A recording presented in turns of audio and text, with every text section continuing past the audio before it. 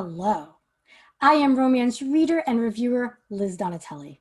Welcome to the premiere episode of Reader Seeks Romance, a romance novel talk show that features entertaining interviews with authors and publishing insiders. My first guest is Jeannie De Vita, a romance fiction editor, writer, and Romance Writing Academy owner and instructor. Jeannie and I chatted about her editor pet peeves, writing for Radish mobile app, and her romance author mom. We also play a round of Would You Rather. Enjoy. Welcome, Jeannie. Hi Liz, good to see you. Good to see you. Thank you for being here today with me on Reader Seeks Romance. Yay. I'm so excited, yay. And congratulations, this is so exciting. Thank you, thank you. You're a developmental editor of romance fiction. Yep. What does that mean? What do you do?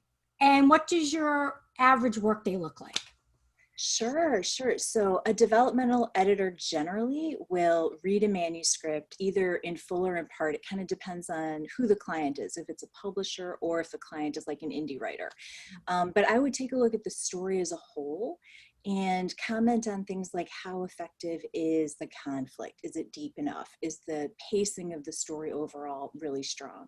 So developmental editors can comment on things like, ooh, clunky sentence, but we're really looking big picture at the development of the plot and all those little pieces that have to weave through from the first word to the last word to be really engaging. The reader's never thrown out of the story. So it's big picture, but we also kind of do the deep dive a little bit as well as needed.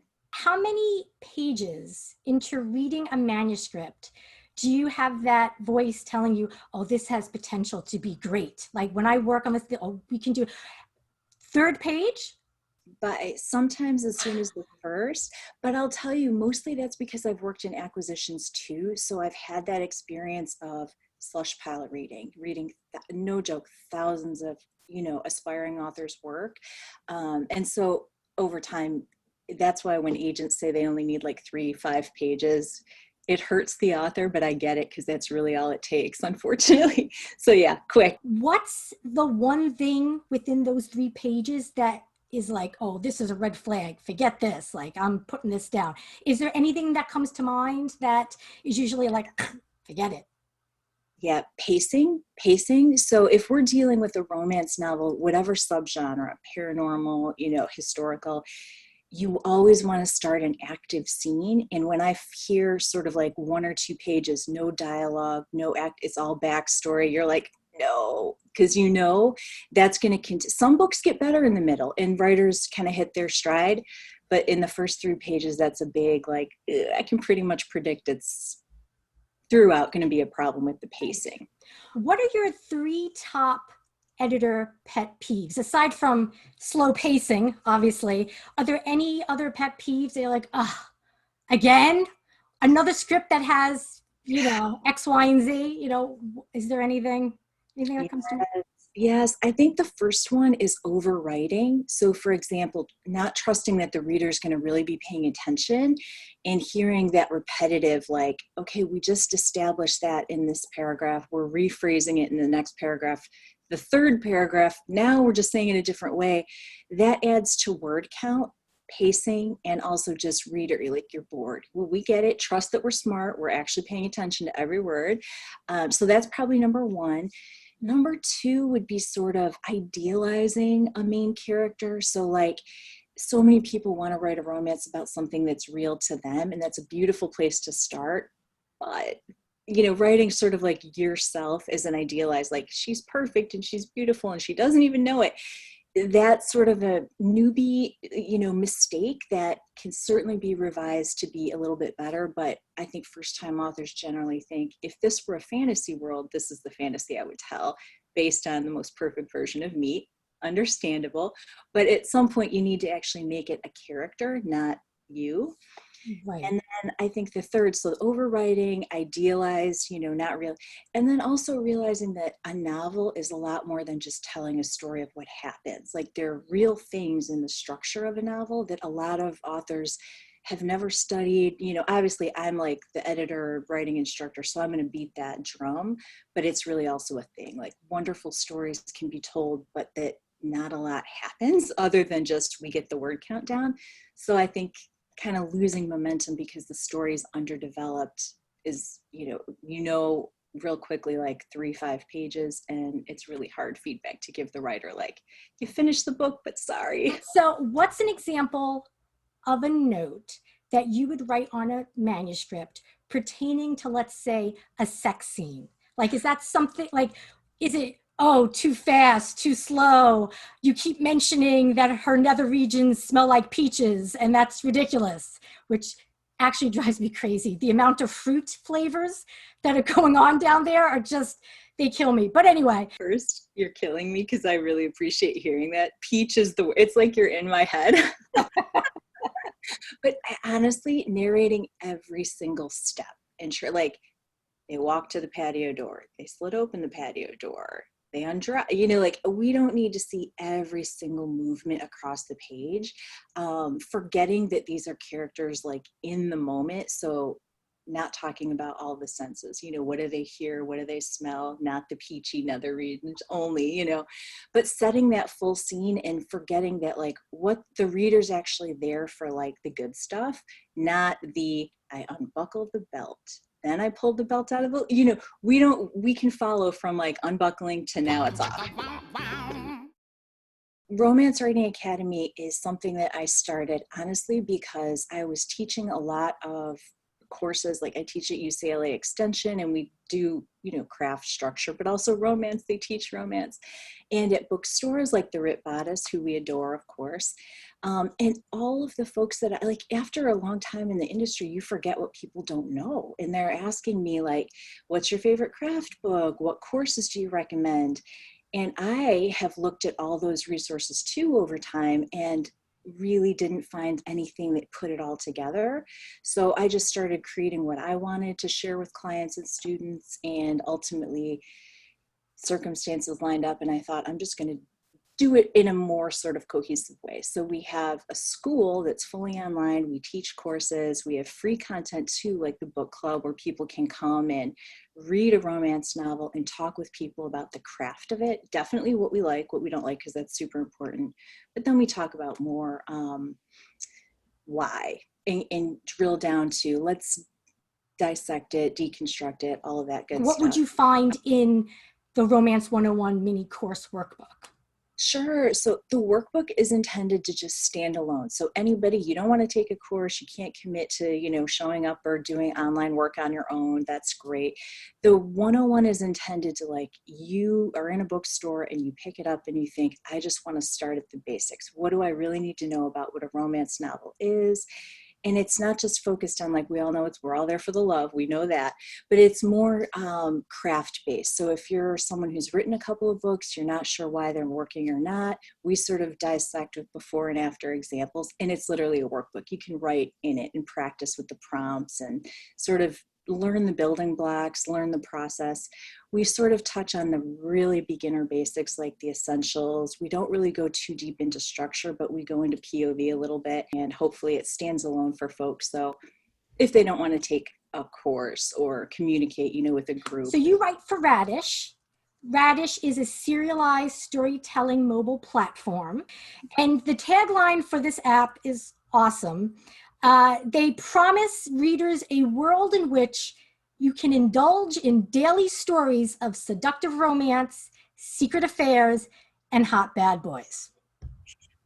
So tell me how you became involved with writing for Radish, and you write Radish Originals. That's their branded line of stories. I was writing romance before I connected with Radish. I published with small presses and under a pen name. I self-published one thing, and I'm not a full service marketing hub, so I was not really up for self-publishing. And just the time, I think it's important, at least for me, to be writing as well as editing and teaching. Plus, I just love it. Who doesn't love writing romance? I don't think anyone that edits or reads it hasn't at least dreamt of writing it.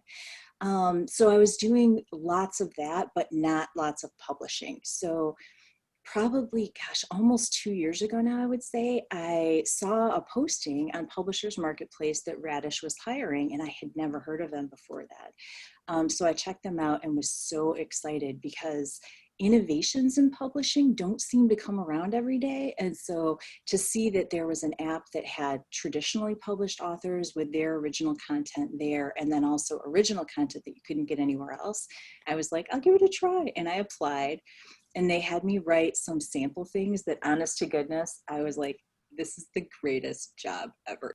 One of the things that I love about Radish so much is they've really taught me a lot about efficiency and how quickly you can tell a story. They tell very diverse stories. So even though there's a lot of the funny stuff about bad boys, we have in the series that I write for, lesbian couple, everything. There's so much diversity, and every assignment, which for the reader translates into it like a reading chapter, a serial episode, is so short that it's almost hard to believe how many scenes you can fit into a certain 1,500 words. It's just fun sometimes to be able to be on the other side of the pencil.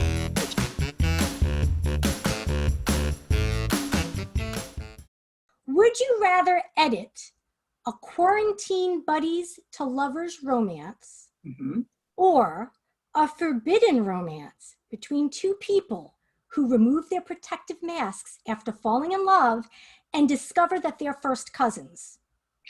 Oh, goodness. No doubt the quarantine buddies. 2.